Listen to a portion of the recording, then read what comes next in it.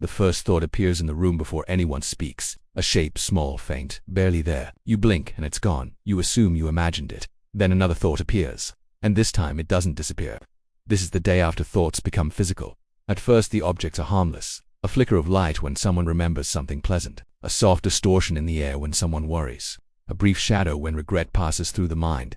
Thoughts don't become solid immediately. They hesitate, as if unsure whether they're allowed to exist. By morning, people notice patterns. Fear is heavy, it sinks close to the ground.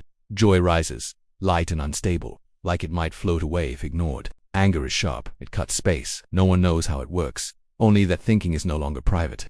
Not because others can hear you, because they can see the consequences. Crowds become dangerous. Uncontrolled thoughts collide. A train platform fills with jagged shapes of frustration and impatience. Someone panics. Their fear thickens. People step back instinctively, as if avoiding something toxic. Children struggle first. They don't filter thoughts.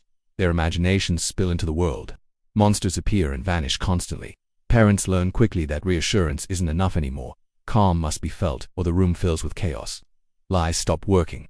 You can say one thing, but if you think another, the truth forms beside you, misshapen, uncomfortable, impossible to ignore. Privacy becomes obsolete, not because minds are read, but because thoughts refuse to stay inside. Mental health becomes visible overnight.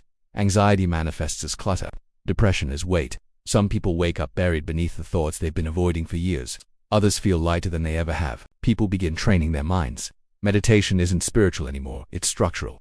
A calm mind keeps rooms clear. A focused mind keeps paths straight. Workplaces change. Meetings are impossible without control. A single distracted thought derails the space. Creativity, however, explodes. Ideas can be touched, built around, shared without translation. Cities look different. Invisible architecture fills the streets. Old fears linger in certain places. Joy collects where people gather without expectation. Violence becomes rare. Not because people are kinder, because violent thoughts form weapons before hands move. Intent is exposed too early. But accidents increase. Unwanted thoughts happen faster than reflex. A moment of doubt creates obstacles. Hesitation becomes something you can trip over. People learn to forgive themselves. Not out of philosophy, out of necessity. Self-hatred fills rooms faster than any other thought. The wealthy try to control it. They isolate, build quiet spaces. Hire people trained to think cleanly around them. It doesn't work. Thoughts leak through walls. Then something unexpected happens. Some thoughts refuse to disappear. They remain after the thinker leaves. Residual shapes, old beliefs, inherited fears. Trauma becomes literal. Something passed down through space, not just memory.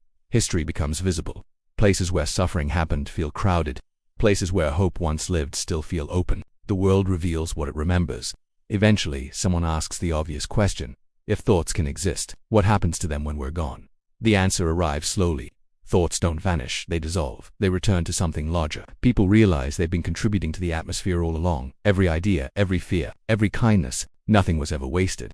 The planet grows heavy with unprocessed thought. Storms feel emotional.